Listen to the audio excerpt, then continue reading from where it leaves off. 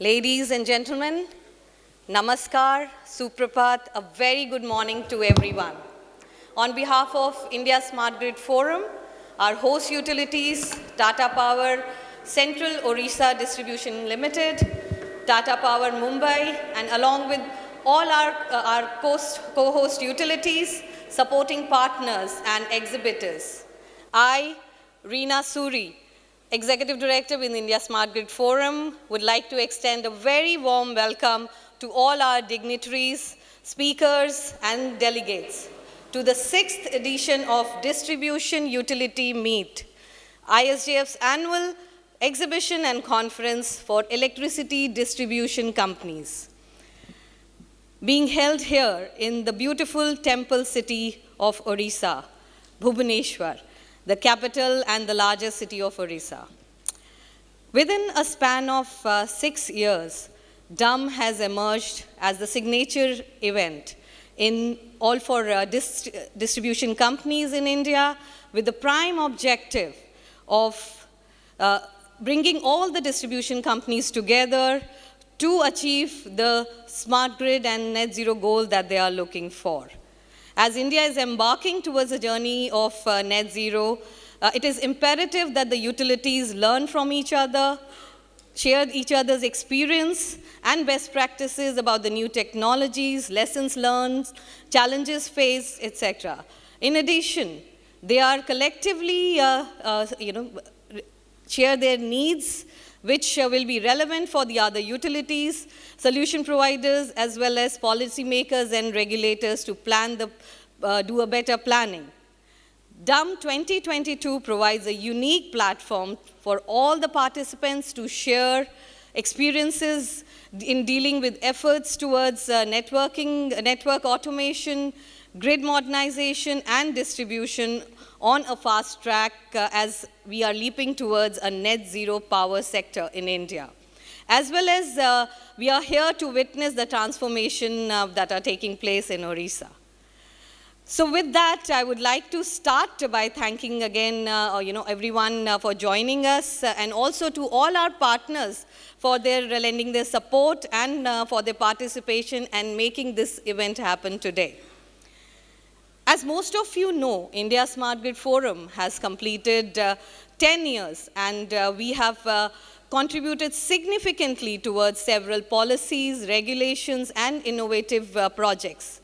And for electric grid modernization, electric mobility, energy transition. And some of the key contributions are presented here today with a short video that we'll be playing now.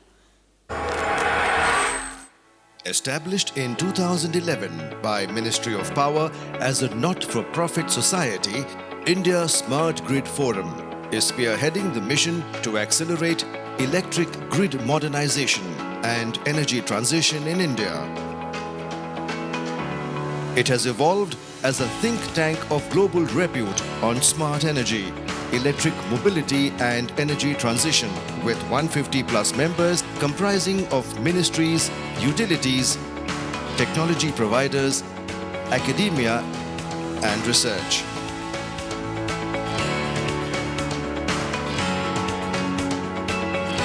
ISGF has been recognized as a thought leader in the domain of energy transition. Some of the important contributions are Smart Grid Vision and Roadmap for India, issued by Ministry of Power in 2013, which laid the foundation for electric grid modernization in the country. Our white paper in 2014 and study report in 2017 suggested green number plates for electric vehicles. Energy Storage Roadmap for India, issued in 2019, paved the way for large investments in energy storage systems. Roadmap for machine-to-machine communications and rollout of IPv6 for power sector.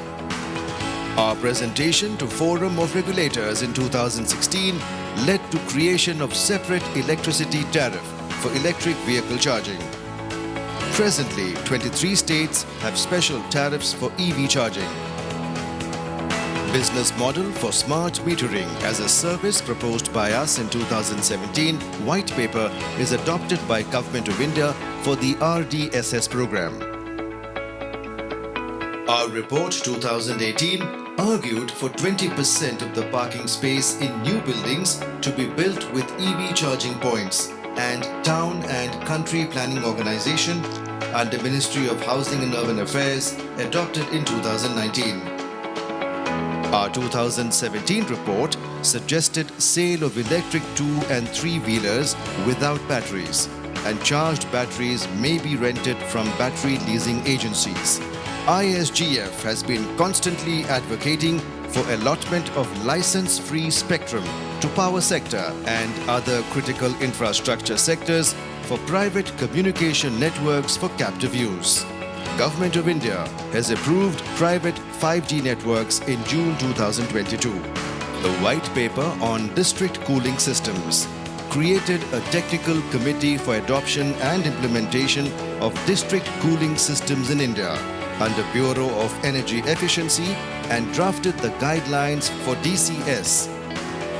The white paper on electric cooking has led to adoption of electric cooking in the Go Electric program led by Bureau of Energy Efficiency in 2021.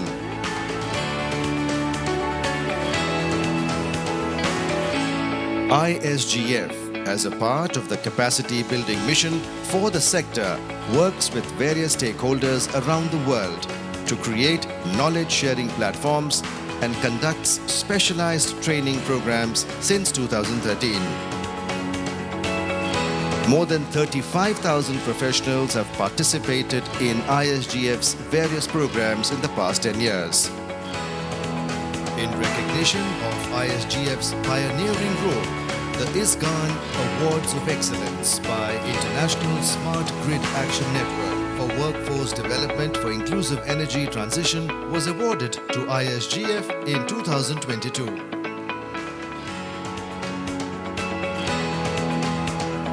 ISGF created very popular knowledge dissemination platforms. The India Smart Grid Knowledge Portal, launched in January 2013, is one of the most popular websites with several thousand unique visitors every month. ISGF's monthly Smart Grid Bulletin, launched in January 2014, has over 90,000 subscribers from 110 plus countries.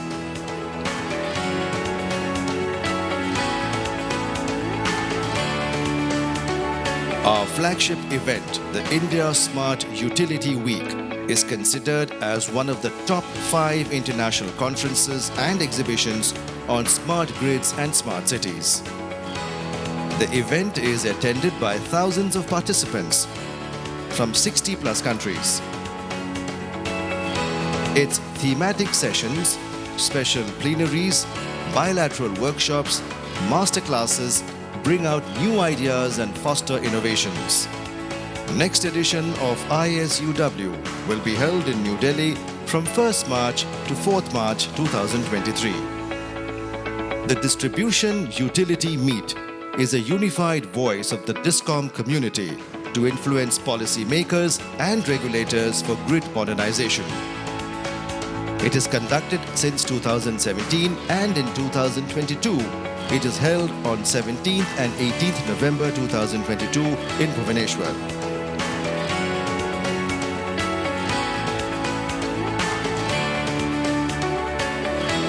Since 2015, ISGF have been conducting bilateral workshops. European Commission with USA, Sweden, Germany, France, which set the agenda for energy cooperation between India and these nations.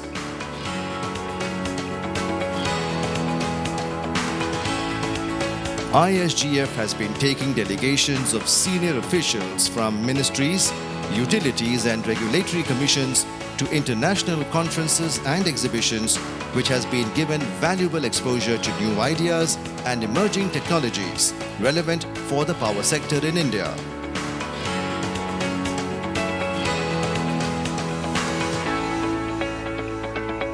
Some of our international partners are: our new focus area centers on Grid Integrated Vehicles, GIV, in partnership with University of Delaware, USA. Wireless Transmission of Electricity, in partnership with MROD. Interconnection of regional grids in Asia. New architecture for the 21st century electric grid. Grid interactive buildings. Peer-to-peer trading of green electricity on blockchain platform. 3 demonstration projects executed in India successfully. ISGF, with its contribution, has been a torchbearer of the power sector in India and overseas.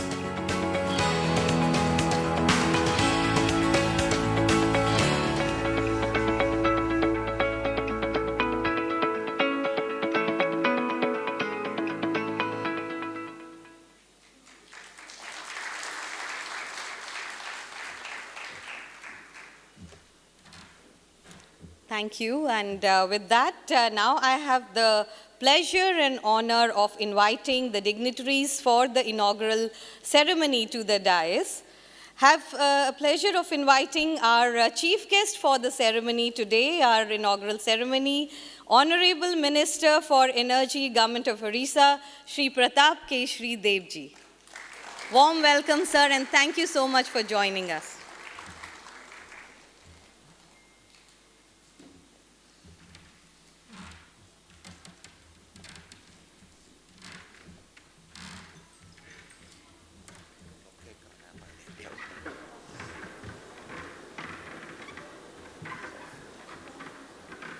Ladies and gentlemen, put your hands together in welcoming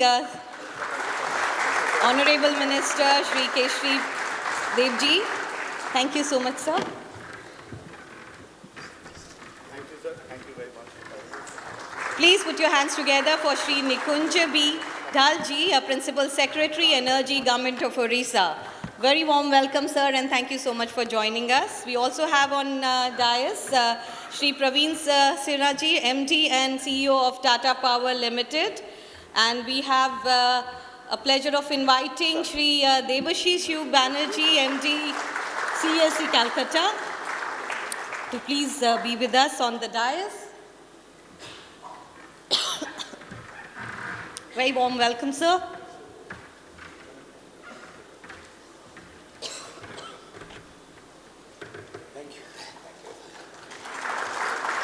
And we also have on the dais Mr. Shenbagam Manthirams. He's the CEO of TPCODL, our host utility here. And lastly, Shri Reggie Kumar Pillai, President ISGF.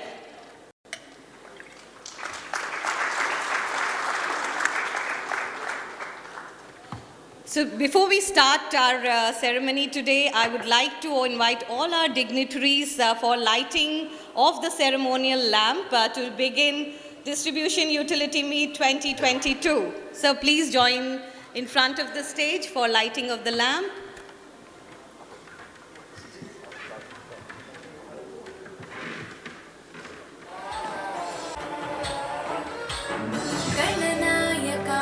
गणदैवताय गणाध्यक्षाय धीमहि गुणशरीराय गुणमण्डिताय गुणेशानाय धीमहि गुणातीताय गुणाधीशाय गुणप्रविष्टाय धीमहि एकदन्ताय वक्रतुण्डाय गौरीतनयाय धीमहि गजेशानाय बालचन्द्राय गणेशाय धीमहि एकदन्ताय वक्रतुण्डाय गौरीतनयाय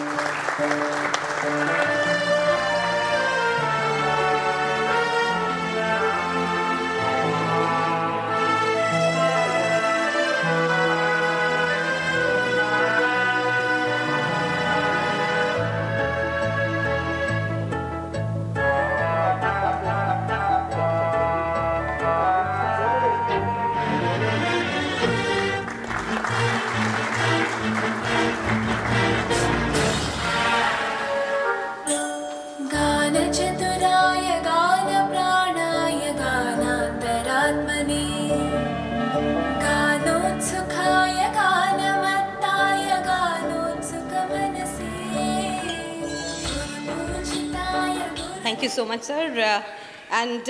With that, we will start the inaugural ceremony with a welcome address by Mr. Kumar Pillai, President ISGF. Over to you, sir.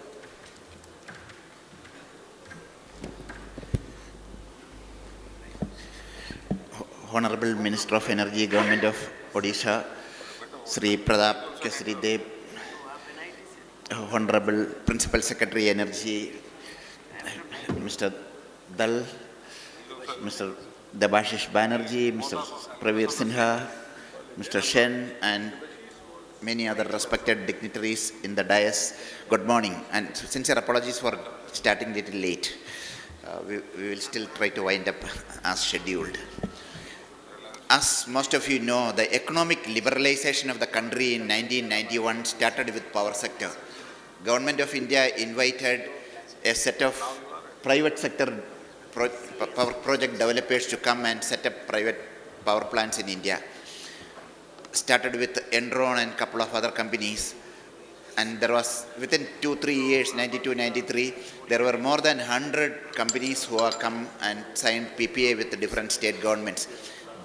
Before that, there were only very few private companies who were in power sector, British time, given license to CESC, Tata Power, etc.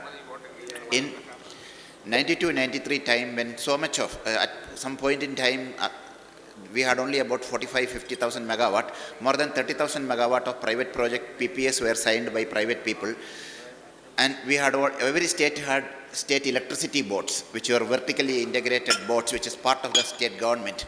So many of the international development agencies suggested to Government of India, we should unbundle these electricity boards into separate generation, transmission and distribution companies, so that there will be non-discriminatory access to the transmission system, to the distribution system for the private sector power developers. So following that advice, we started a reform of the sector. The Power Grid Corporation was created by taking out the transmission portion of NTPC, NHPC, NLC and all that. Later, when it came to the state, Government of India kept requesting every state initiate this procedure. It was Odisha which came forward to do the unbundling of the old Orissa Electricity Board into separate generation, transmission and distribution companies. So that showed the way. A state government department like an SCB can be unbundled into different commercial entities, and it was a laborious process which lasted 2-3 years, and finally Odisha went ahead of privatizing those companies. Thereafter there have been different reasons. For about 20 years nothing much moved, but under the leadership of the new government they have handed over the distribution to Tata Power, and last 2 years, despite the ongoing pandemic, we have seen a huge transformation which is taking place. Against privatization in most of the places, now we are doing it in Chandigarh, we are doing it in Daman, Diu, etc. The employees union goes and take stay order from the court. They are worried that they will have problem if it is privatized. But the Odisha example shows that all of them who were there, not a single person has been retrenched. Rather, 3,000 to 4,000 more people have been recruited, given direct employment. About 30,000 people are engaged in the sector in the last 2 years, so that the system is enhanced, refurbished, and better service given to the customers. So this is a wonderful and excellent example which is taken place. And we thought that we should bring policymakers from other key stakeholders from other states to Bhubaneswar to see what the transformation here is taking place, and many of the worries about the privatization is misplaced. So with that in mind, we requested Tata Power that we want to do the distribution utility meet this year here, and with the great support from all of them we are able to do here. And the last big event where I have seen so many people is 2020 March, when we did the India Smart Utility Week. We had 700-800 people. So it's so happy to see an audience, more than 300 people post-COVID. And thank you very much for everybody coming here. And with this, I extend a very warm welcome to Honourable Minister Sir for gracing the occasion and supporting this program. Principal Secretary Dal Sir, been also a great supporter of the transformation taking place in Odisha, and he and his colleagues been supporting us for the distribution utility meet. Extend you a very warm welcome to you, sir. Mr. Banerjee is our old friend, and the CESC is our member, and they've been doing a lot of technology interventions in Calcutta and other franchisee places where they are operating. And a very warm welcome to you, Mr. Banerjee. You've been a constant supporter from very beginning. And Mr. Pravir Sinha, under your leadership, Tata Power has taken some very, very new heights. So when you look at it, as many of you know, 50 years ago or 30 years ago, even 30 years ago, the top 10 companies, if you take it in the country, other than Tata Group, most others are not there in the new economy. The new economy, Tata is very much there. The same way in the energy transition, when you look at Tata Power portfolio, it is very, very impressive what Pravir has done under his leadership. There are more than, I was looking at their booth there are more than, the total country we have about 8 gigawatt of rooftop solar. Almost 20% is with Tata Power. 1.5 gigawatt of rooftop solar is promoted by Tata Power, although they have distribution only in Delhi and Bombay, and Odisha is only very recent. And similarly, solar pumps, 85,000 plus solar pumps they operate. Microgrid, in fact, we collaborated with them to do the first microgrid in Patna a couple of years ago. Today there are more than 200 microgrids they operate. EV charging station, when you heard about what work ISGF been doing on the EV side, the first charging station they set up with one or two in Bombay and Delhi.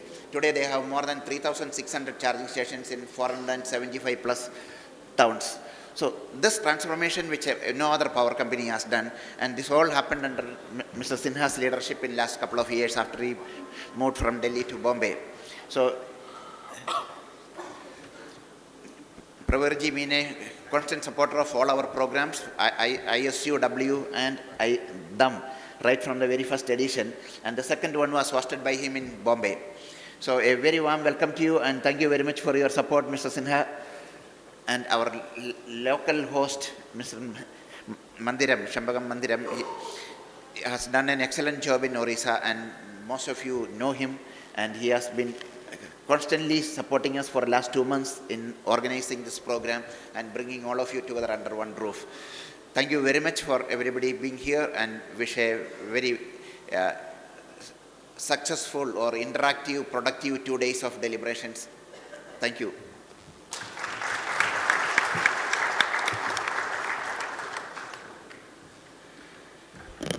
Thank you, sir, for the warm welcome address. May I have the pleasure now of inviting Shri Debashish Banerjee, Managing Director, CESC Calcutta, for a special address. Please put your hands together for him.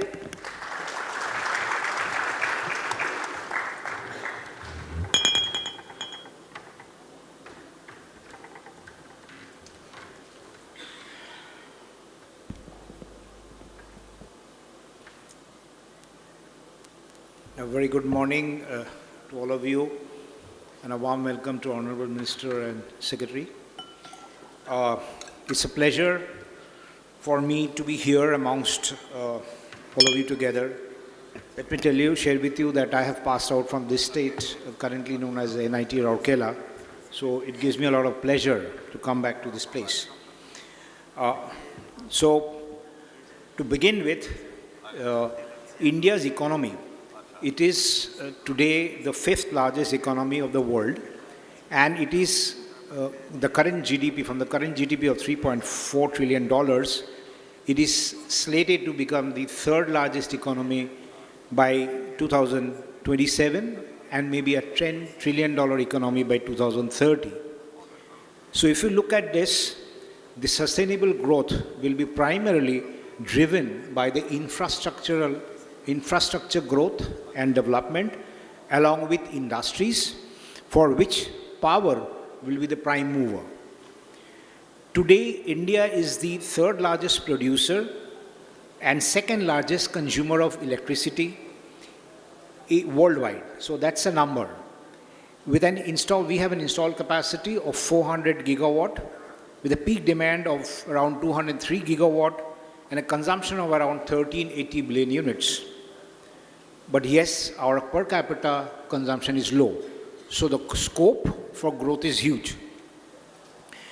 The peak demand and the energy demand is slated to reach to about 363 gigawatt by 2031-32 and a consumption of 2,538 billion units. So that is mind-boggling. Now, what is going to drive this growth? The growth will be primarily driven by a rapid urbanization. India is rapidly urbanizing, and today the estimated urban population is supposed to reach 37% by 2030, and 70% of India's GDP is to be generated from these urban regions. So we understand that urbanization is going to be one of the prime movers other than the rural electrification and consumption of electricity countrywide. Now, we all know what would drive this. As I said, growth of industries, growth of commercials, growth of buildings, growth of residential sector, as well as these all will be driven by rising demand for cooling, because cooling is supposed to reach about 1350 billion units by 2050. And further, everything is getting electrified. The industries are getting electrified. It's getting automated. People are changing from diesel generating sets to battery storage for clean energy transition. They are changing from fuel, heat pumps, from conventional fuel to, electric heat pumps, from normal furnaces to electric furnaces. And obviously, the entire mobility sector is going under a huge change, becoming electric mobility, whether it be the four-wheelers, two-wheelers or three-wheelers, which is seeing an explosion, and which is supposed to reach about 30% of the vehicles would be electric by 2030. Similarly, the rapid transit, urban transit system of metro railways, they are also consuming electricity. Then obviously there is growth in the IT sector and the growth in sectors like data center, etc., which are huge consumption of electricity, and all these would need reliable power. Now, as a country, there has been enabling reforms which is playing critical part, in enhancing customer centricity, network reliability and viability of this power sector. To state a few, there are many, like one grid, one nation, one grid, one frequency, to eradicate any constraints of the inter-regional power transfer, implementing rights of the consumers to empower the consumers, ease of doing business, implementation of smart infrastructures including AMI, smart meters, etc., introduction of real-time market, introduction of green term ahead market for the Discoms or for the people to buy green power and meet their RPOs through the exchange. Then one of the recent ones which is notified is general network access. These all things and many more are enabling this power sector to undergo a sea change. And as Mr. Pillai was saying, the private sector is trying to play more and more role. There has been deregulation of the generation, and hence the generation capacity of addition by the private sectors have grown up in the past. Similarly, it's being contemplated that distribution also will go under a deregulation, and there would be more competition maybe in the retail part. Now, coming to the transition to green economy, because see, worldwide what is happening, and power is very much involved with it, that India per se has committed net zero target in COP26 to achieve net zero by 2070. Now, India, it will be powered by what? It has to reach a non-fossil fuel capacity by 500 gigawatt to meet 50% of the energy requirements by 2030. So that means the other 50%, that is why transition, would be met by conventional fuels, fossil fuels, maybe coal, gas, etc. And slowly it will transition. But all these conventional fuels also will need clean emissions. Now, this coal-fired, supported by hydropower, gas-fired, will meet India's flexibility need to suddenly ramp up or ramp down, the power capacity, because if you look at renewables, it has a constant flow. It is, you can't ask the sun to glow more, or you can't ask the wind to blow more. So that's why those plants will, support the entire ecosystem and the growth for energy demand. So finally, what we feel for this intermittency go up, maybe battery energy storage would play an important part. So we in CESC have tried out battery storage at the distribution scale and not in the grid scale, and we have tried out and we found that the battery energy storage can charge the battery at the low peak, low cost period and deliver power at high peak, high cost period. It also helps in meeting the sudden spurt in demand of the network and may help defer some capex. We also have done a microgrid to test out in one of our substations how it can be self-sustaining. Now, going forward, we understand that by 2040, India may have a 140 gigawatt of battery capacity. Yes, today it's not very economical, the footprint is larger, but as economies of scale pick up, I think it will be becoming much more economical.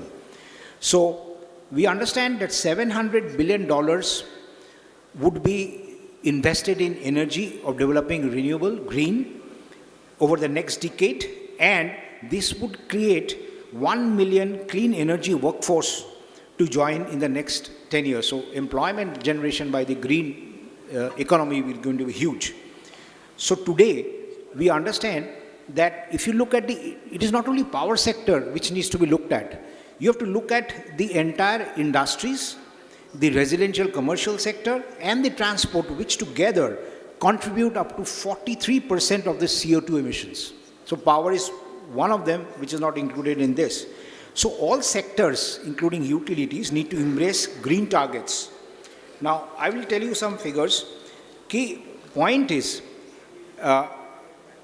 not figures, I mean to say the factors which will help this industry together, improve and go towards green transition, that is improving the energy efficiency, to promoting energy efficient low carbon technology, digitization of processes, process and fuel switching in manufacturing, which I was talking of, and explore low carbon options in hard to abate sectors. By hard to abate sectors, I mean sectors like steel, like cement, like petrochem, like fertilizers. They all have to come together to understand how to make India reach to, net zero by 2070. So with all these dynamic challenges and grid resilience, let me tell you, and with the climate changes, the coastal part of the country is undergoing a rapid climate change. We have seen over the years, especially the side of Bay of Bengal on the eastern side, there have been storms and they have been more repetitive in nature. So the requirement for disaster management is very important to create a resilient grid which can withstand such storms and also which can together ensure that this will be returned to normalcy after the disaster is faster. So this is one more point I wanted to touch other than the digitalization, because I feel there are 4 trends. One is digitization or digital transformation. The second is disaster management. The third is decarbonization. The fourth is decentralization. It may not come in, and the fifth may be deregulation. It's not in that sequence, but that's what we feel is going to change. So for us to share something, as I was saying, that how utilities can share, we have been using AI ML, that is artificial intelligence and machine learning, with the use of IoT and sensors embedded into the various network to relay the data, and the big data analytics is being done to transform ourselves from the predictive maintenance, from preventive maintenance to predictive maintenance. Obviously, we all have a SCADA systems. The SCADA systems are becoming much more intelligent. They are getting intelligence built into their system along with the DMS. And also, technologies like self-healing network. Like if there are two 33 kV systems which is operating, between them, two of them, you can have a self-healing network, and the changeover from one 33 kV to other 33 kV is just instantaneous. Nobody would come to know. Finally, business process automation through RPAs and immersive technologies like AR, VR, using digital twins to ensure that how we can, suppose some tripping has happened on a switch gear, so we can diagnose that on the mobile, and instead of going to that place, we can use that digital twin concept to do it. And finally, we have been exploring blockchain also for peer-to-peer trading and digital services. It started with chatbot, it went to WhatsApp bot. We have launched a voice bot, which is a humanoid, which can converse in English, Hindi, and Bengali. And this is enabled with AI, ML, and natural language processing and natural language learning.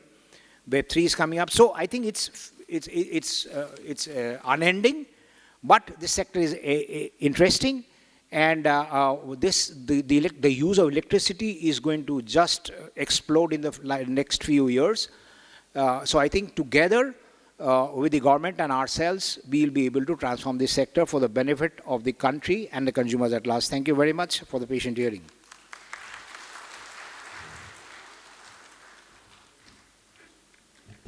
Thank you so much, Mr. Banerjee, for a wonderful special address. Now I have the pleasure of inviting Shri Praveer Sinha ji, Managing Director and CEO of Tata Power Company Limited. Please welcome Mr. Sinha for a special address. Thank you, sir. Thank you, Reena. Good morning, Honourable Minister for Energy, Government of Odisha, Shri Pratap Keshari Dev ji, Principal Secretary, Energy, Government of Odisha, Mr. Nikunj Dhal, my colleagues on the dais, senior officials from various state Discoms, CMDs and secretaries from various state governments from the Energy Department, chairmen and members of regulatory commissions, and my dear colleagues and friends from various state Discoms who have come here for the DUM 2022. This is, of course, after 3 years, we are having a physical meeting, and there could not have been a better venue than Bhubaneswar for this event, sir. And I would like to, on behalf of Tata Power and on my personal behalf, welcome all of you to the beautiful city of Bhubaneswar. And the purpose was also to showcase to you that how the Discom restructuring has happened in the state. And I think I must compliment the Honourable Minister and the Secretary and the Government of Odisha for taking this initiative. The reform process of distribution started in Odisha way back in 1997-98. Didn't happen to the full extent. It went to Delhi. Delhi did the distribution reforms, the PPP structure happened. But everyone kept on saying that it is an urban area. It is in a city that you have done. You've never done in a urban and a rural area. Rural have a lot of challenges. You cannot handle the rural consumers, farmers and all that. And when Odisha decided, again a few years back, that they will do a second round of privatization and public-private partnership, everyone was very apprehensive that will it again fail. And there was that way a great responsibility to come and make it happen. But as things were, we had COVID in March, 23rd March, and we had got the Central Odisha mandate to take sometime in January 2020. And I remember there was huge pressure from the government that you have to take it. And I said, in the middle of COVID, how do we come and take over the distribution company? I remember the then Chief Secretary called me up and he said, I'll get you the interstate pass for traveling, because we had to send people, flights had not started operating, and I'll give you the pass for travel from Delhi, Mumbai, wherever you have people to come over here. Anyway, fortunately around 20th of May, the flights started, and we were one of the early ones who came here in the last week of May to take over. And we were all here, and on 1st June, we signed the agreement with the government of Odisha. Since then, there has been no looking back. It has been a tough journey, but it has been a very satisfying journey, because what we have seen over here, that the work environment is phenomenal. Whether it was in terms of the support that came from the government, we have actually a true public-private partnership. The chairman of the Discoms and all the 4 Discoms is the Chief Secretary of the state. So you can imagine the type of wisdom, the type of rigor, the type of insight that he is able to provide. And then we have the Energy Secretary and other officials. Half my board is of senior officials who have retired from the government as bureaucrats or technocrats. So it looks like more than a government meeting when we have the retired cabinet secretary, the retired civil aviation secretary, the retired health secretary. So I have a board which has many of the senior government officials, and the type of support that they are giving gives you the confidence that you can go and do whatever you like, because they are there behind you and they will support you to do the right things. The second area that we got huge amount of support is from the employees. We took over 11,000 employees. All the employees, the erstwhile employees who were working in the 4 Discoms, we took over, and they are all working with us. We've given them better work conditions, better environment, better support, better training programs for them. And today, all of them are charged. Today, if you go to our office, you will not be able to separate out that these were earlier employees, or some of them we have recently recruited, or some have been sent from various divisions of Tata Power from Delhi, Mumbai, or Bangalore. So I think the integration that has happened is phenomenal. And I think that's what is the second big thing that has happened for the changes that we are having. The third is the regulatory system and all the other consumer support groups that have come forward. And I think there has been phenomenal amount of support that has come from everyone, whether it has been industrial customers or even residential customers, customers in rural areas, agriculture consumers. All of them are coming forward and supporting in terms of what needs to be done. And of course, the biggest support is that they now make timely payments. So our collections have improved. And once that happens, then you can actually put the money back into the system. We have already put nearly 1,500 crores in last 2 years. And we have plans to put 6,000 crores in next 5 years, so that the network improves, the automation improves, the technology improves, the collection and billing solutions improve, the call center improves. So everything that can improve is being done to see that all these services are provided to the customers are state of the art. But this is just the beginning. This is not a stage where we need to pat our back and say we've done a fantastic job. This is, I think, just the start of very many things that we need to do in the state. This is the beginning where every city, every large city in the state will become a smart city. We not only want to provide them a very good quality of electricity, but how do we integrate it with some of the newer technologies, whether it is in terms of rooftop solar, how do we introduce and ensure that there is a much larger penetration of rooftop solar, where people can become the producers and users of electricity, as well as give the rest of it in the grid. How do we provide services of solar pumps? How do we reach out to the farmers and ensure that the solar pump not only helps them to get water for their fields, but also to generate a revenue model. And I think Government of Odisha is coming up with a new proposal on that, which will support this initiative, that they become it becomes economic activity for the farmers also, and to that extent they will not only get the electricity that is required, but they can earn revenue out of that. The third area that we are working is on microgrids. How do we insulate many of the villages which are in far-flung areas? How do we make them self-sufficient? Why do we have to transmit power 30 kilowatt, 50 kilowatt for 50 kilometer, 100 kilometer? Why can't we generate locally and meet the requirement? And what are the ways of doing it? Solar, storage, bio-CNG, DG set, whatever that needs to be done to do that. And then the fourth area is how do we also support the state in some of the other non-carbon activities. One of the big areas is mobility.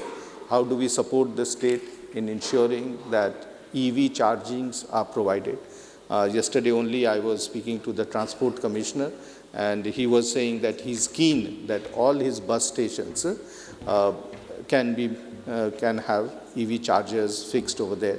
How do we have EV mobility, public mobility in cities like Bhubaneswar, Cuttack, Paradeep and other places where electric buses are there and you provide the EV charging facilities in the bus stations? How do we create the proper EV ecosystem whereby more and more people start buying electric vehicles without any constraint or without any thinking that or the range anxiety that people have, that if we travel from one city to another, what will happen on the charging, especially on the highways. So I think that's one area that we will be working very closely with the government. The other area is that there are large number of hydropower plants in the state of Odisha.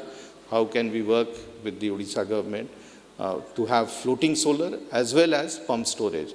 Because if we have to transition to clean energy by 2040 or 2050, the big steps have to be taken, because many of these projects will take some time to get implemented, to get funding, to become financially viable. And I think that's an opportunity. So for us, Odisha is the starting point of many changes, many things that we would do. What we are doing in the distribution reforms will help us to make the state a smart state in terms of power consumption and power supply. We also thought that since Odisha is the first state on a full state basis which has done a public-private partnership and has really seen the benefits of the distribution reform, it would be appropriate that we should do the distribution utility meet in Bhubaneswar. So I thank Reggie for agreeing. He normally does not leave Delhi. He is in the corridors of power in Delhi. But I told him that sometimes you should come to the corridors of power in Odisha also and see. And so thank you, Reggie and ISGF, for supporting and coming over here. Thank you to all the friends and colleagues who have come from different Discoms. I'm told virtually all the Discoms have sent representatives. The opportunity is seeing is believing. Once you see over here that what are changes are happening, you connect with people, you talk to the employees, then you will get the confidence that this is worth trying. We should not close options. Many of the states, they say it cannot be done, we have this challenge, I think it can be done. It can be done everywhere. It's just that we need to do the hand-holding and share the experience and the good experiences that we have, and also ensure that how everyone is supported and it becomes a win-win situation for everyone.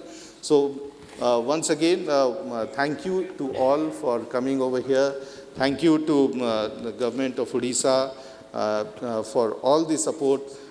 This is the beginning of the distribution transformation that can happen in the country, and I'm sure we will all be partnering with many of our partners also are here today who have actually put up a beautiful exhibition which I would encourage all of you to attend and which the Honourable Minister will inaugurate in a little while.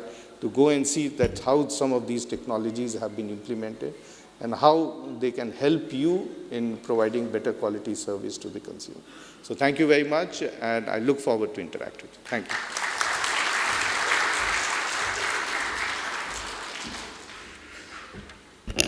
Thank you so much, Mr. Sinha, for the wonderful special address delivered here.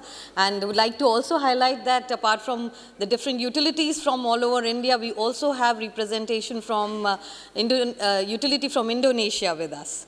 So we are very warm welcome and thank you so much for joining us today.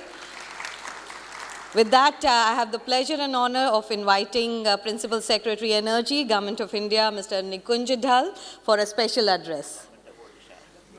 Government of Odisha. So apologies for that. Mr. Dhal, please put a round of applause for sir, and thank you for joining us, sir. Thank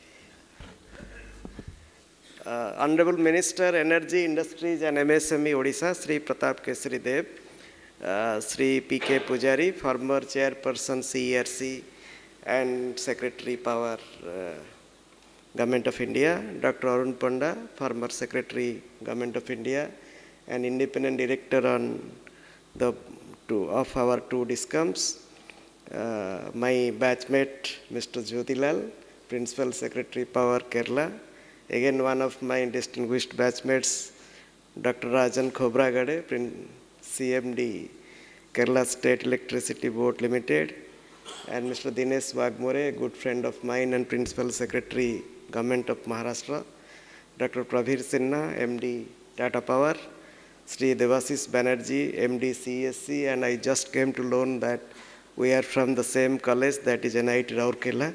So, Mr. Reji Pillai, President, India Smart Grid Forum, and other dignitaries gathered today, ladies and gentlemen. A very good morning to all of you. At the outset, I would like to thank ISGF for holding the 6th edition of the Distribution Utility Meet in Bhubaneswar. And I, on behalf of the state government and on my personal behalf, welcome all of you to this temple city and Odisha. In fact, Dr. Sinha has already told why he persuaded ISGF to come to Bhubaneswar. He has also made my job much easier by telling about the transition process. In fact, I took over as Energy Secretary on 23rd May 2020, and they came on 1st of June 2020. So this was actually the journey we have traveled together over the last 2.5 years. Mr. Devashish Banerjee has already told we have one of the largest power systems in the world, and the peak demand is about 210 megawatt, but the power sector is now going through a very, very challenging time. Not many months ago, we believed that we have come from a deficit situation to a surplus situation.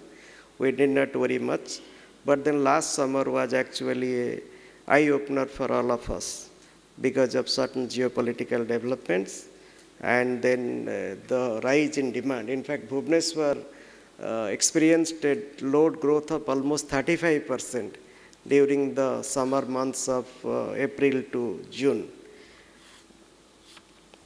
And India is also currently one of the fastest growing economies in the world, and our per capita electricity consumption from the utilities is only 1/4 of the global average. So our demand for electricity is going to grow exponentially across the sectors, whether it is domestic or industrial or agricultural. And we need to be prepared to meet that demand in the coming years. With the expected growth in the next 2 decades and the need to traverse a sustainable journey, we all have a huge task in hand to plan to meet the demand as well as to make the energy transition in a fair and equitable way. And as the previous speakers have told, Odisha has been at the forefront of power sector reforms. It was the first state actually to set up the Electricity Regulatory Commission. Our assembly actually passed the Odisha Electricity Reforms Act in the year 1995. we restructured the power sector and privatized the distribution companies in the late 90s. And our privatization model is actually a public-private partnership model. We hold 49% equity in these companies, and a private partner selected through a competitive bidding holds the remaining 51%. In fact, we had some challenges with the first phase of reforms. So, in fact, AES left immediately after the super cyclone of 1999, and then the Regulatory Commission also cancelled the licenses of 3 distribution companies in March 2015, and thereafter these utilities were directly managed by the by Gridco basically under the supervision of the regulator. But the state undertook the phase 2 of the reforms in 2020, as Dr. Sinha told. And our model is also unique in a way that it is basically designed in a manner to keep the tariff low. The government owns most of the assets that is utilized by the Discoms, and the government also continues to provide funds for strengthening the distribution infrastructure. In fact, very recently, in December 2021, the state cabinet approved 1,800 crores for the phase 4 of our flagship distribution program, that is Odisha Distribution System Strengthening Project. And we have also some very unique state-supported schemes like the Elephant Corridor project. We want that, actually we have a man-elephant conflict in some of the districts, so we don't want our elephants to be electrocuted. So we provide funds to the distribution utilities to strengthen the infrastructure in that areas. And though these are the early days of the reforms, but there are very encouraging signs. In fact, TPCODL, which started its operation on 1st of June 2020, has achieved a TNC loss of about 5% in the first 2 years of its operation, which is a really very credible thing.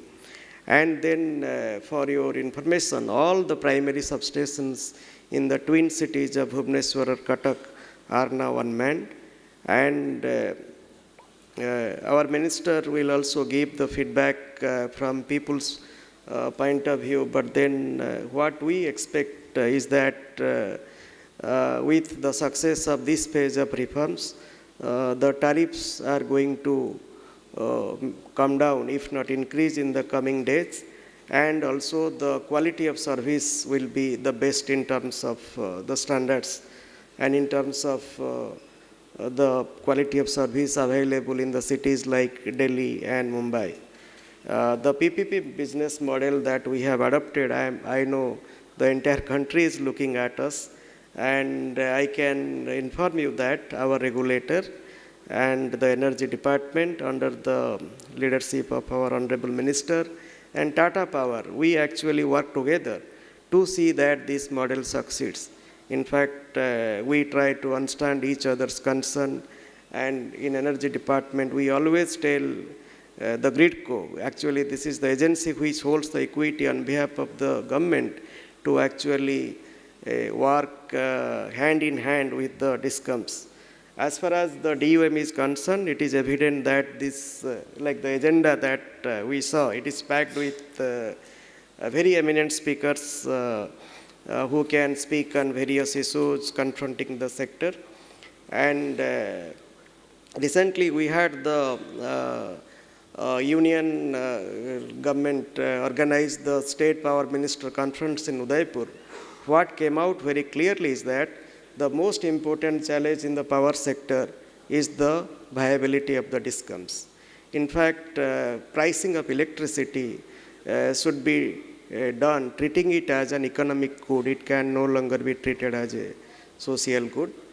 Ministry of Power's flagships program, RDSS, intends to bring in the desired operational efficiency and financial sustainability for the Discoms. But I can tell you Odisha is not covered under RDSS as of now, because we have privatized our Discoms, but on our request, the ministry is reconsidering the proposal. So I do not want to speak about the technical issues. I think you people, most of you are more knowledgeable than me in this regard. But I can tell you that the distribution utilities of the future are going to be very different from the present ones.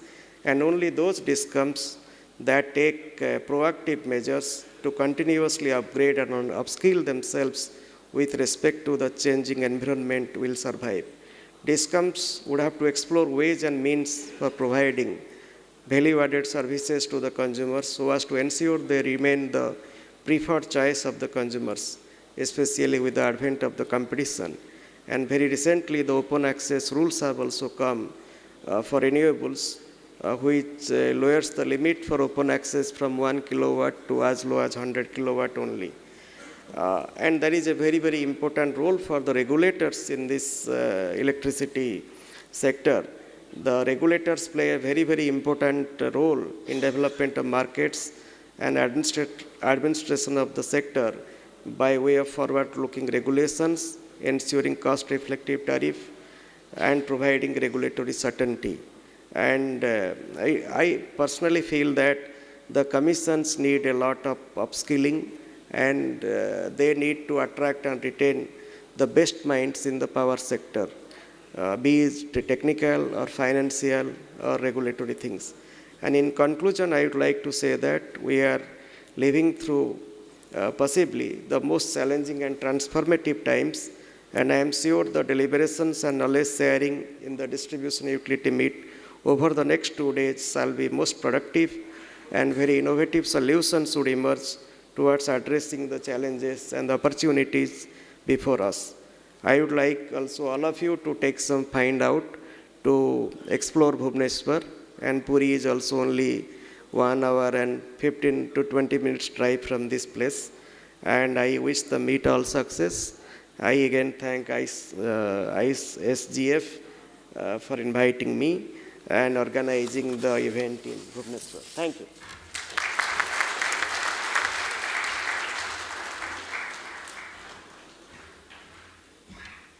Thank you so much, Mr. Dhal, for joining us today and for a wonderful speech, special address delivered. So with that, ladies and gentlemen, please put your hands together for the most important speech of today by our chief guest for the session, Honourable Minister of Energy, Government of Odisha, Shri Pratap Keshari Devji, for joining us here for an inaugural address, sir. Thank you so much, sir.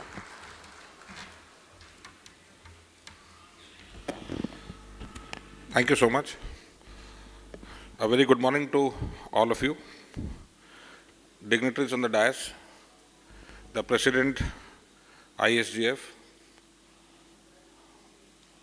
government officials from Government of India and various states who have gathered here from the Energy Department, and also those government officials who are retired, all senior dignitaries. I welcome you all to Bhubaneswar, and also the CEOs and MDs of various Discoms from all over the country. I welcome you to Odisha, welcome to Bhubaneswar. Basically, first I would thank Mr. Pillai to have had this meeting in Bhubaneswar, and also thank Mr. Sinha to have cooperated with him and rather instigated him to come to Bhubaneswar. Because many forums and many places it's a point of discussion that a state like Odisha has taken a big leap in privatizing or on a PPP mode the entire distribution system, and like what has been our experience, and many people are looking on to us that how things are working.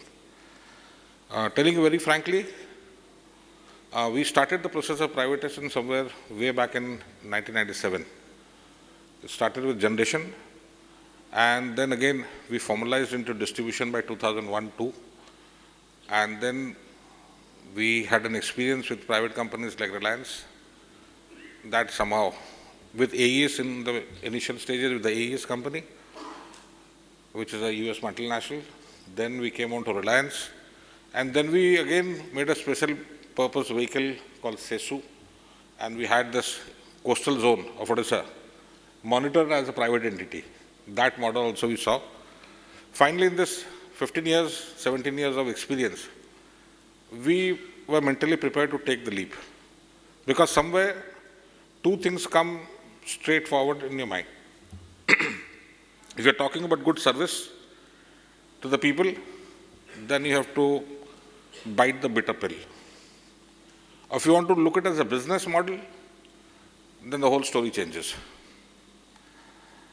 So when I'm talking about giving utility to the people, so first and foremost thing which strikes to me is that how do I do it and how efficiently I do it.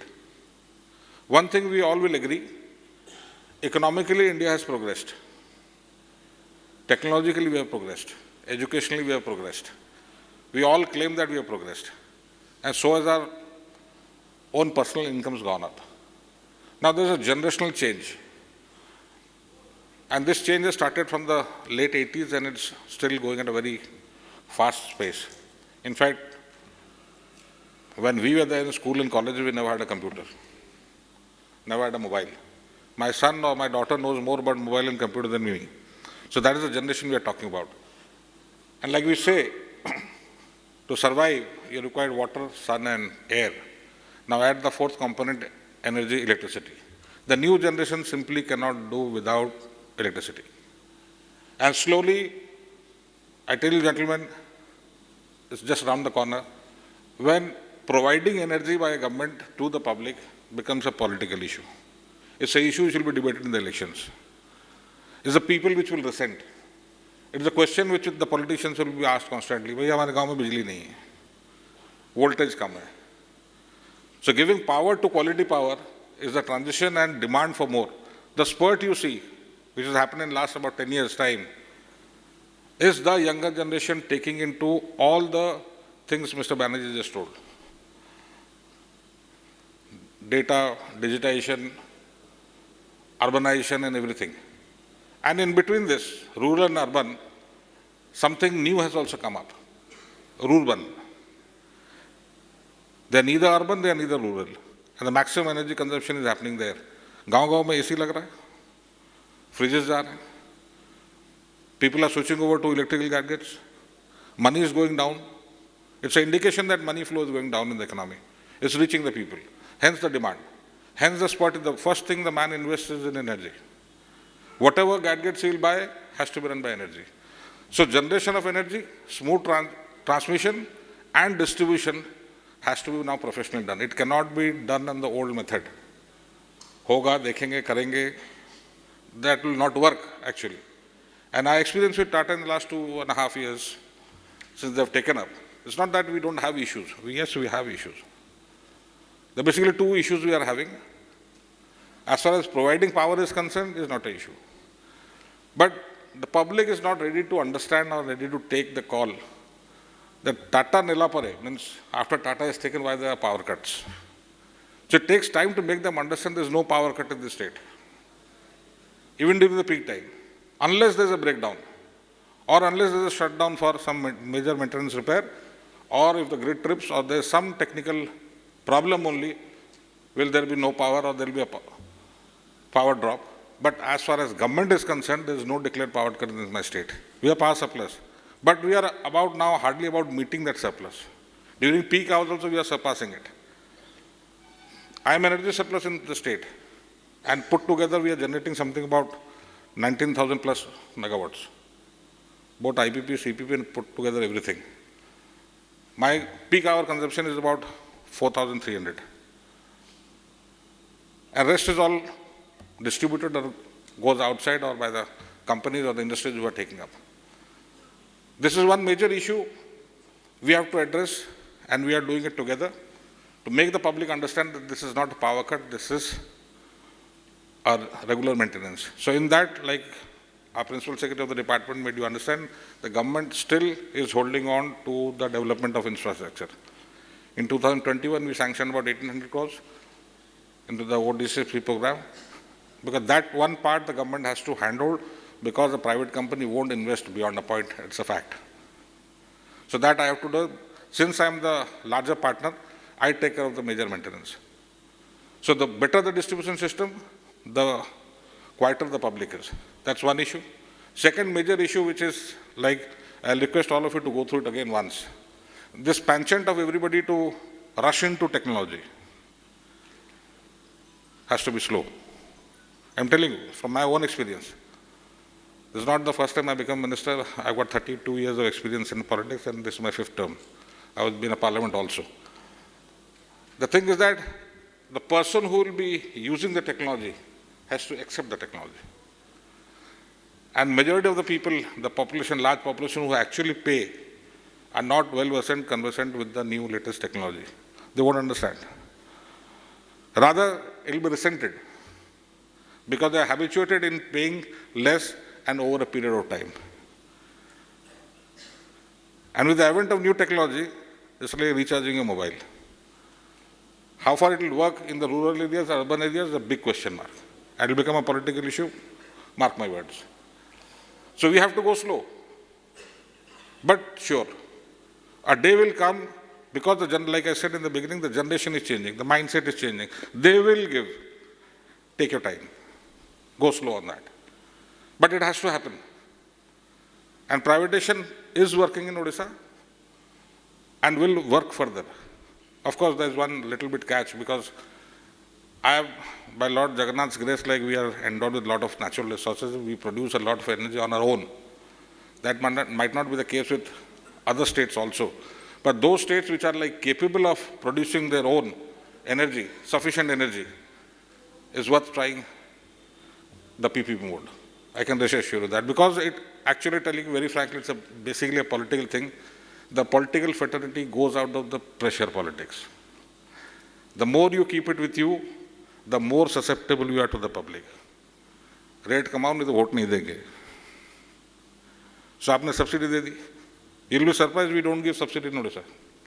There's no electricity subsidy in Odisha. And still we are one of the cheapest. If I'm not wrong, it is 5.5. 5 टका 50 पैसा. 5 रुपया 50 पैसा average है. Industrial rate भी हमारा लगभग सबसे कम है. And we don't give any subsidy. The moment you play the game of subsidy, there is no end to it. हर चुनाव में कुछ ना कुछ करना पड़ेगा. नहीं तो peak hour में अगर चुनाव पड़ गया, then you have to buy at the rate of 10 rupees, 9 rupees, 8 rupees, whatever it is. And that's how the Discoms go bankrupt. Many state boards have faced this problem.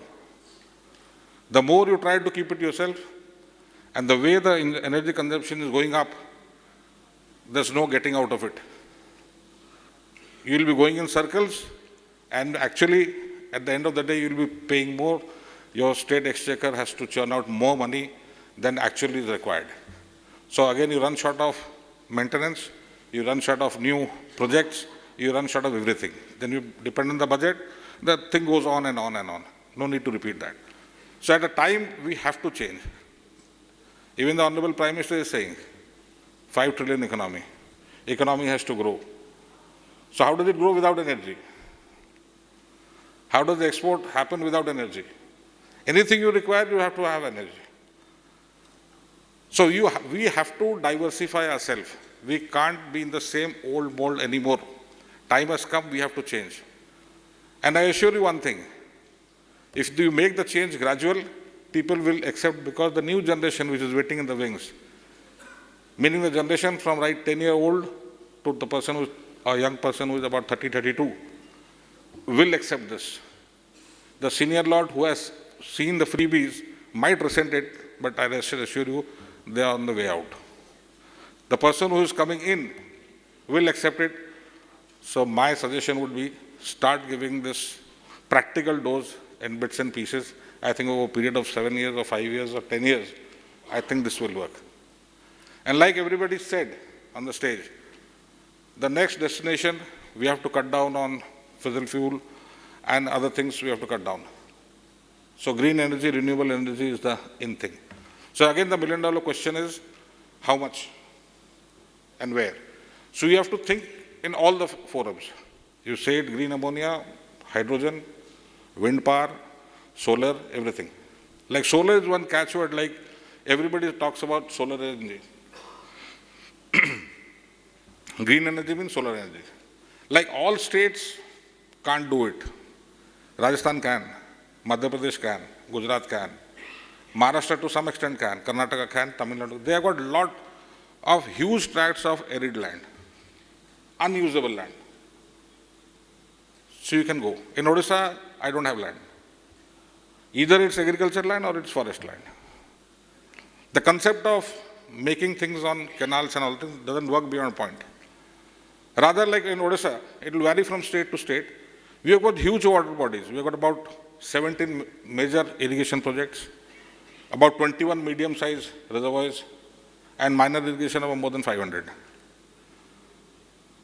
Right from 20-hectare water body to about more than 5 lakh a square mile, the Hirakud Dam, which is the largest in the country. So floating solar is the answer for Odisha. Wind we don't have. Western coast will have wind, we won't have. Since the major industries like heavy industries like aluminium and iron ore, iron and steel, they're all based in Odisha. By end of 2030, we ourselves in the state will be producing more than 100 million metric tons of iron and steel. So the hydrogen itself, steel plant is the biggest, will be the biggest buyers of hydrogen. And green ammonia is next. Like what we talk about EVs, the batteries we use. So the cycle again starts. And there's one more thing I'd like to say. Now this is a big thing, I don't know where we are headed. Still Government of India doesn't have a clear policy, neither has any state. EV. So EV should be considered in the transport department or it should be with the energy department. How should the billing be done? What should be the cost of operation? These are questions we need to answer in the near future because rapidly things are catching up. People have started manufacturing. They're knocking at the doors. We have to take a call on that because every state will have this dilemma because every state has got this transport department and every state has got this energy department. Energy billings are done by the energy, transport and other things are done. So this will be like energy being used for transport. So how does it match? Like we say in all this business investment meeting, make it a one-stop shop. So how do you make the one-stop shop?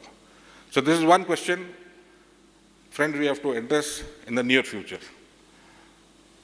I'll not take much time, but one thing I like to suggest, like our distribution partners, Tata, are here. Time has come, we start mapping our consumption. In Odisha, a rural water supply department, we have this, and attached to Panchayat department. We have now mapped how much a person will drink in a day, approximate. So with this population of, say, 2011 in a particular village, X amount of population is there.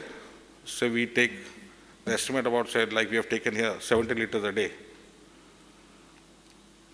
And we calculate it over a period of, say, another 40 years, 2050, we are mapped in Odisha. And increase the population of, like we see in the population register, 10% increase in every 10 years. So we calculate that this will be the X consumption in 2050. So the overhead tank built in the village of the Panchayat is capacitated keeping 2050 in mind. So in the same pattern, since the energy is a consumable item which is consumed daily every minute, we need to pattern it. In a particular village, in last 20 years, what has been the consumption? And what is the average rate of increase in the consumption? So you can invest on your grids, 33 by 11, your 11 kV lines, your village level transformer, which the public is actually concerned about. The majority, vast population of the country is concerned about. A cost of transfer of, say, a village of 63 kV and X amount of consumers, and your study says that it will increase by X in another 10 years. So if you replace it by 100 kV today, the cost of 100 kV is less today. The same thing you will do after 5 years. It will cost you more. So people who have taken, I think you have to be far-sighted because there's no coming back in consumption level. It has to grow. It will grow. The more you technologically savvy you become in all the fields, energy is the only answer. So it has to grow. There's no rollback in consumption. So we need to pattern it, number one. Number two, the metering, where it pinches the public. It has to be done in a fair and transparent manner.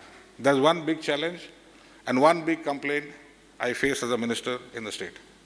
The Tata jab se aaya, bill बढ़ गया. It's a general complaint. But what used to happen is, like, if you put your services right, the man was actually paying less because he was not paying the full amount. Then you start taking the full amount, suddenly you say that things have increased. So that is one forum where you have to take that mindset of the public into consideration. And that can only be made up by good delivery of electricity. That is one constant nagging point between us. Like 2.5 years down the line, it is still stabilizing. And the way we are going, I think it will stabilize within a year or two. Now, third and the most important part in the distribution part is the Kisan, the farmer. Now, we politicians have got a great idea about farmers. So, it's also the biggest political bandwagon in the country, in any state. So, how do you assuage the fears? Because right from independence, farmers of the country have been a pampered lot. I'm talking as the energy minister, by the way. So I'm talking about department. So don't take it otherwise. So they've been pampered right from the beginning. Look at Punjab, look at Haryana, look at Uttar Pradesh, look at any state, Maharashtra, Gujarat. The most pampered lot. And they've been like offered sops year after year. So it's set in the mindset now. जो भी सरकार में आएगा देगा, जाएगा कहाँ? Vote के लिए आनी है, he has to give, he has to churn out. So how do you work in this atmosphere? How does the energy department work in this atmosphere? So this idea of solar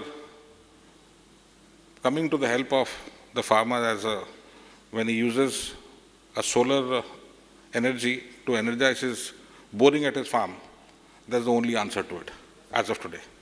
Now this one particular item, I believe, needs to be as much as possible प्रचार भी किया जाए, प्रसार भी किया जाए, उसको कार्य भी किया जाए. It has to be implemented at any cost because that is the only way you can cut down this agriculture grid. And here Mr. Kale is sitting in front of me. He is CEO TPWODL, the Western Odisha part, where my major agriculture thing is there. So recently there is a by-election happening. I am in charge. I came down for this meeting only. So in one particular block, there's more than 15,000 borings in Jharkhand block. And you don't have a grid. Voltage is low. So that is the problem I'm facing in the public. Why I'm saying this? Because I'm in the thick of a by-election which is happening. And I'm in charge of a particular block, which is basically agriculture dominated on the Chhattisgarh border. And Mr. Kale is the CEO there. So there's no 133 by 32 grid in that vicinity of about, say, 120, 130 kilometers, 150 kilometers. So when the electricity is consumed for the boring, the entire block, about 14 panchayats or more than 150 villages, the voltage is like a filament. So that is the biggest political challenge I'm facing today. Yesterday night I came, today I'm addressing you. It's a practical thing I'm putting in front of you. So how do you suggest this? How do you come over that? How do you make the people understand, like, energy is the future and you have to pay for what you use? So basically, what our Prime Minister is telling us, and what the prudence says, you have to be a competing economy in the world, you have to pay for your utility. So that matrix has to be set by us, and as a politician and the minister, a lot of bureaucrats are here, a lot of CEOs are here. Our job is to implement it and guide it in such a way that public is happy. So ultimately it boils down to us. How do you implement this idea? So here is the model in Odisha we are experimenting, and like we are zeroed in on something. It's a case study. You can always come to Odisha. You're most welcome. And lastly, I'll say, again, thank you all to have come to Odisha. Thank you once again. Dhanyavad.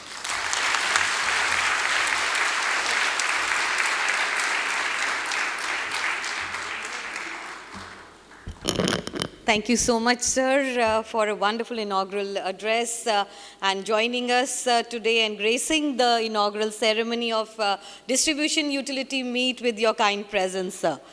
So before I invite Mr. Mantiram for thanking our dignitaries and delivering a vote of thanks, we have a couple of announcements to make.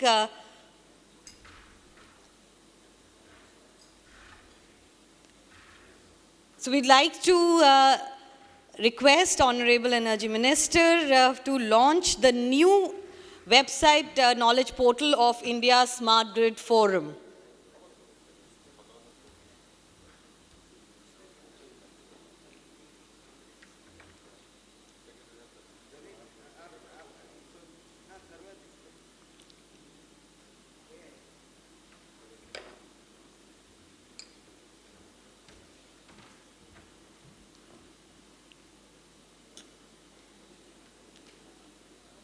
Sneha?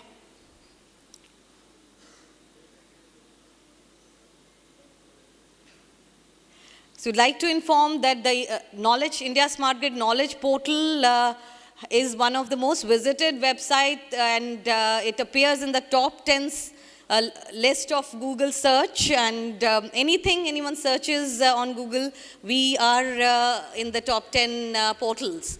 And it is updated on a daily basis by the team, and I request sir to please launch the new portal, the new look and feel. We've tried to make it more efficient for our users to get the information related to smart grid.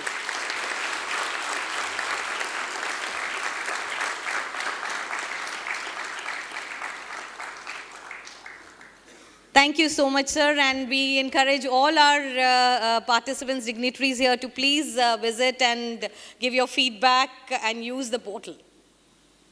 Second, we would like to launch our white paper, India Smart Grid Forum's new white paper on urgent need for standardization of electricity distribution grid in India.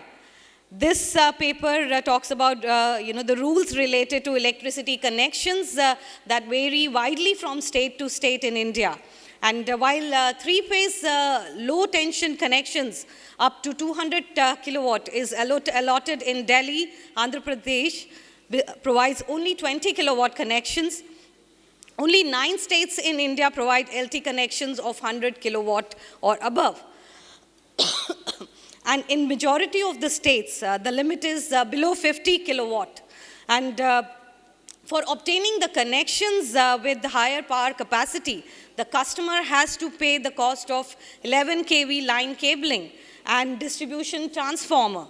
The public charging stations for electric vehicles that are coming up, they mostly require more than 50 kilowatt of power. And if every PCS has to bear the cost of cabling and transformers, that will not only delay the installations of PCS, but also drive up the capital cost of to a very high, and which will be the single most constraint in scaling up electric mobility in India. And with this paper, we examine the urgent need for common rules and standards in electricity distribution sector from the perspective of electric mobility, building flexibility in the grid, and the growing power demand of customers to meet the cooling load. So please, we encourage you to please download it from our portal and go through it, and we hope that there will be an action around this with our recommendations so that we can leapfrog in the scaling up of the electric vehicles in India. Next, we would like to announce a launch of startup ramp for power sector by Amazon Web Services, AWS, our platinum partner. AWS Public Sector Startup Ramp brings to you an innovation pod for utilities of future. And the innovation pod will host a series of 3 accelerators over a period of 1 year. And each accelerator will focus on broad themes of power, water, and gas. And the accelerator will see participation from potential customers where selected startups can pilot their solution, get feedback, and monitoring from domain and technical experts and identify path to scale. So please put your hands together for AWS for this wonderful initiative. You can visit their booth in the exhibition area to get more details about the program. Next, we would like to present glimpses of the Lineman Divas, which was celebrated by Tata Power and Central Electricity Authority, a very important initiative to recognize the contribution of the technicians on the field who make our life comfortable by ensuring 24/7 electricity. So we'd like to present with a small video.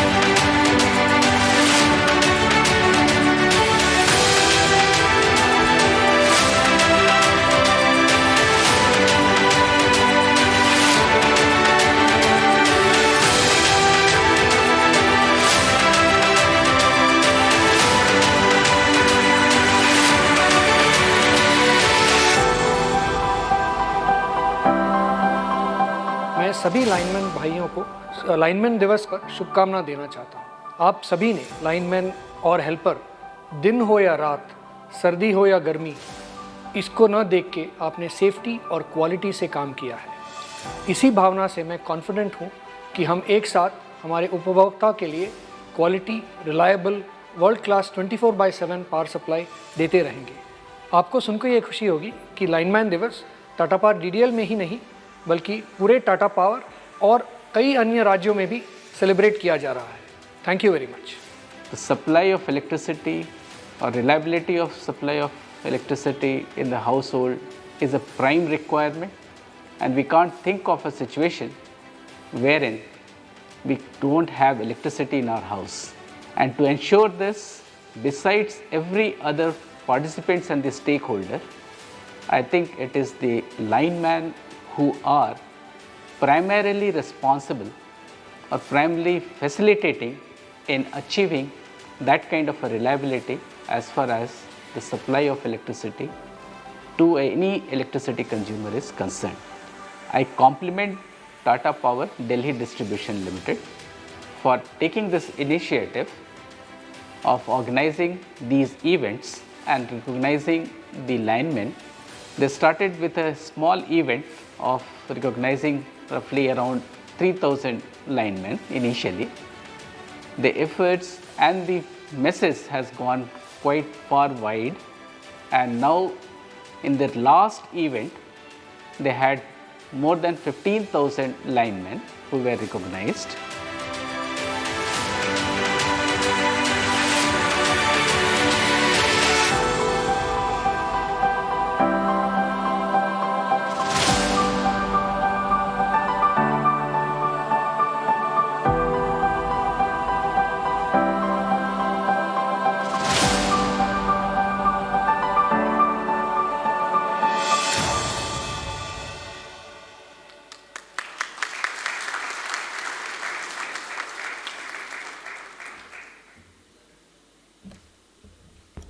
हर मुश्किल में निरंतर करे काम and lineman को हमारा सलाम. Thank you so much for this wonderful initiative, sir. And so that brings us to the last announcement for today about the launch of a data historian by OSI Inc., one of our exhibitors, platinum exhibitors, about their solution called Cronus. We'll encourage all our participants to please visit their stall and talk to the team to learn more about this wonderful tool that they have put together. So with that, I have the pleasure of inviting Shri Shenbagam Mantiram, CEO of Tata Power Central Odisha Distribution Company Limited, to deliver the vote of thanks. So, sure, sir. Yes, sir. Please, Mike. One thing I did not mention there, since we are partnering Tata, the key to success has to be the partnership between the company who has taken and the people of whom they are serving. So Tata, I don't know why they haven't shown this. Like we in Odisha, we have this Mahila Swayam Sahayak groups, SSG, WSSGs. Each group has about 12 lady members, and about out of 4.5 crore population, about 80 lakh ladies are included in the scheme. And Tatas have appointed them as meter readers and money collectors. So that is how you integrate. And they have made them wear the local handlooms. So they get a uniform. And apart from that also, they are partnering the government of Odisha in, say, CSR activities like setting up hospitals as well as other sectors where they can help. And the biggest help they can render to any state, in fact, for that matter, any private company who would like to go to your state and ask for a partnership with you.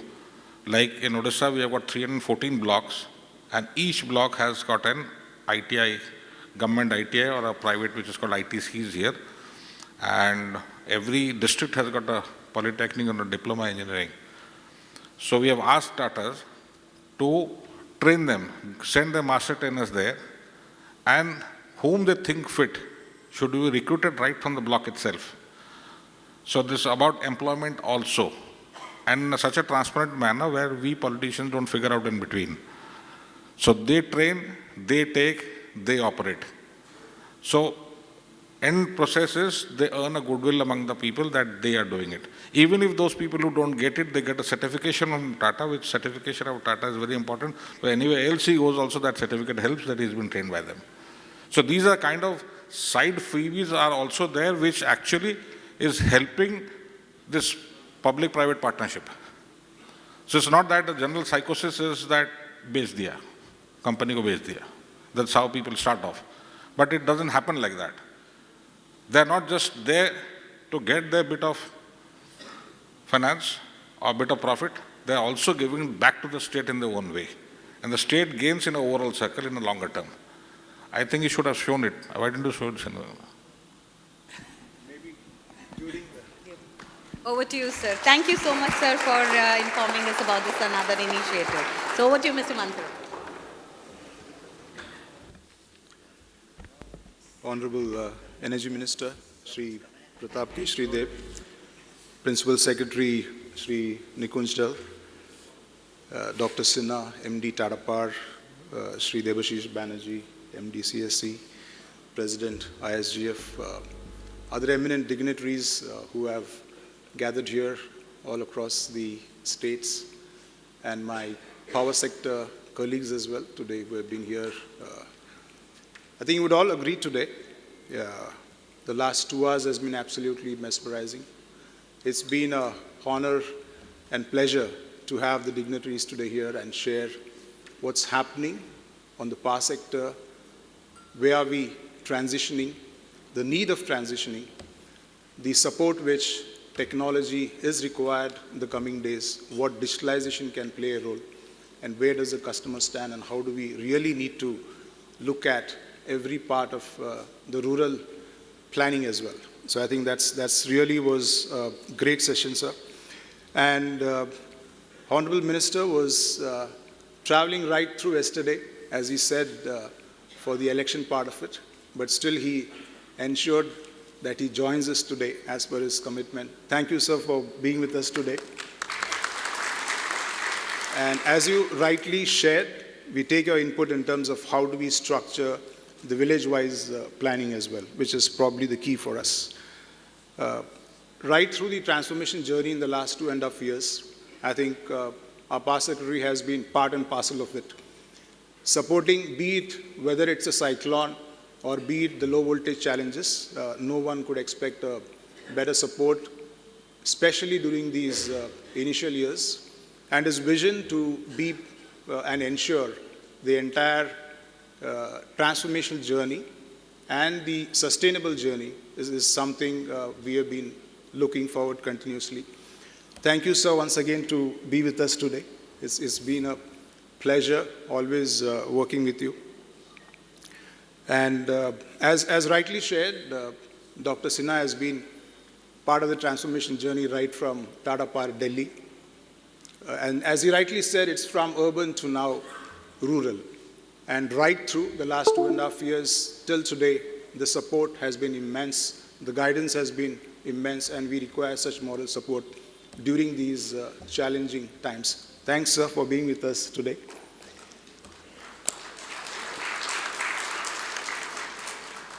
CESC, I think it's a well-known utility, and Mr. Debashish Banerjee has been leading it and ensuring that technology can do a lot in terms of how we can serve the customers well.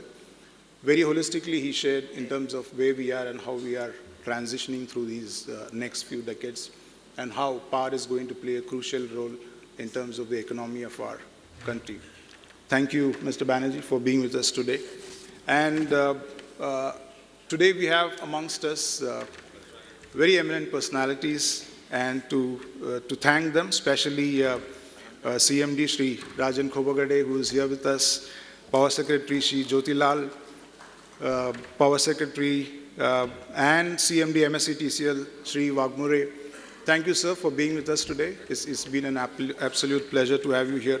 All our board members who have been our moral support right through these days, and today they are here to support as well. Guests from other countries who are here today and to be with us the next 2 days, as well as other power sector delegates who are here. Please enjoy your trip for the next 2 days. Thanks for being with us. Thank you. So this brings us to the end of our inaugural ceremony, but we would like to play the video which Honourable Minister has requested before we head for the inauguration of the exhibition at Distribution Utility Meet.